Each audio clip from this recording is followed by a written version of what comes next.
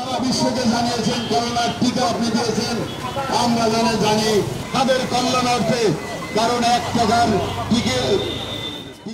ভারতের সঙ্গে বাংলাদেশের আন্তর্জাতিক নদীর পানির ন্যায্য হিস্যার দাবিতে এবং উদ্দেশ্যপ্রণোদিতভাবে ত্রিপুরার ডম্বুর বাঁধ খুলে আকস্মিক বন্যা সৃষ্টির প্রতিবাদে মানববন্ধন করেছে যশোরবাসী সমন্বয় কমিটি। কিন্তু সাধারণ মানুষ বসে থাকেনি, পানির উৎস নিয়ে বিভ্রান্তি তৈরি করছেন। শুক্রবার সকাল 11টায় যশোর প্রেস ক্লাবের সামনে মানববন্ধন অনুষ্ঠিত হয়। মানববন্ধনে বক্তারা বলেন, বন্ধুত্ব হবে ন্যায় বিচারের ভিত্তিতে।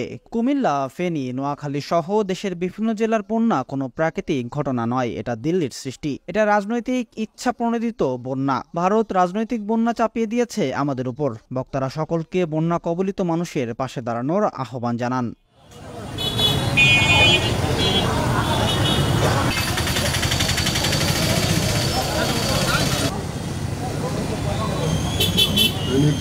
স্বাধীনতার 52 বছর 53 বছরে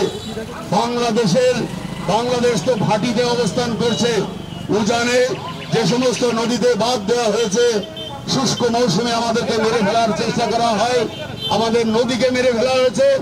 আর বর্ষা মৌসুমে মানুষকে মারার জন্য যে বাঁধ খুলে দেন, এই বাংলাদেশের মানুষকে এখন সিদ্ধান্ত নিতে হবে এই ভাটিতে আমরা কিভাবে ওই শুষ্ক মৌসুমে আমাদের পানি রাখতে পারি এবং বর্ষা মৌসুমে তাদের ছেড়ে দেওয়া বাঁধের পানি কিভাবে আটকানো যায়, সেই চিন্তা ভাবনা করতে হবে আমাদের শিক্ষার্থীদের, আমাদের বিজ্ঞানীদের।